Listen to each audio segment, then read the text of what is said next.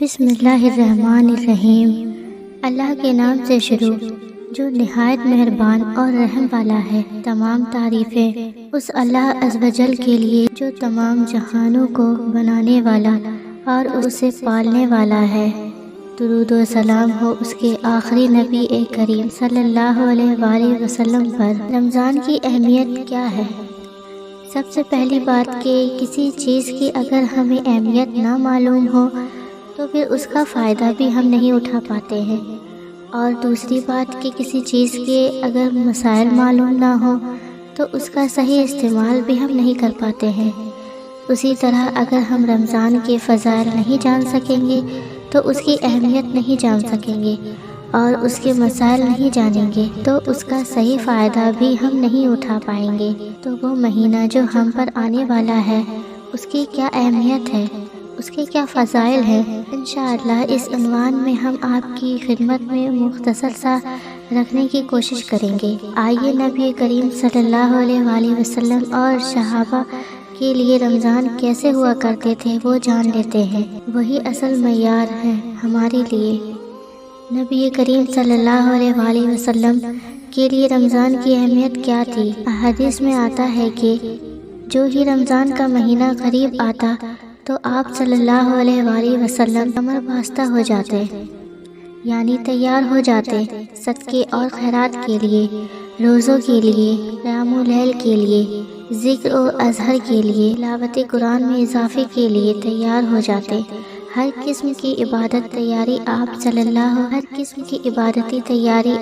اللہ علیہ وآلہ وسلم کی اور صحابہ کی ہوتی تھی۔ جب رمضان آ رہا ہے تو ان کی ذہنوں میں عبادتیں گھوم رہی ہیں، کیسے میرے روزے مکمل ہوں، خشوع اور خضوع کے ساتھ کوئی کمی نہ آئے میرے روزوں میں۔ اسی تیاریوں میں صحابہ لگ گئے، نبی کریم صلی اللہ علیہ وآلہ وسلم لگ گئے، امہات المؤمنین لگ گئے، صحابیات لگ گئی، پورا معاشرہ اسی تیاری میں لگا کہ رمضان میں کیسی عبادتیں ہوں، کیسے میں زیادہ سے زیادہ عبادتیں کروں۔ یہ تھی ان کی تیاری۔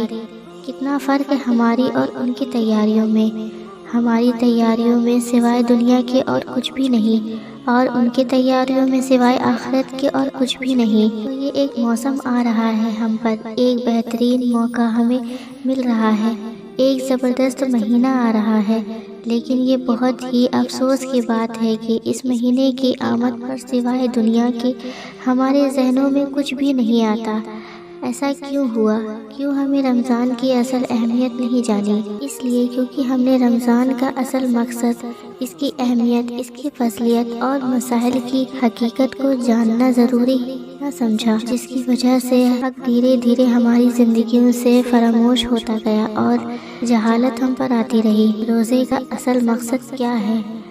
اللہ رب العزت قرآن کریم میں فرماتا ہے، اے ایمان والو، تم پر روزے فرض کیے گئے جیسے تم سے پچھلی امتوں پر ہم نے فرض کیے تھے، تاکہ کہیں تم تقوی پرہیزگاری اختیار کرو۔ تقوی روزے کا مقصد ہے، تقوی رمضان کا اصل مقصد ہے، تقوی روزے کا پیغام ہے، تقوی رمضان کا پیغام ہے، اور اللہ رب العزت نے بار بار اس پیغام کو دہرایا اور کہا، اے وہ لوگو جو ایمان لائے ہو، تقوی پرہیزگاری اختیار کرو۔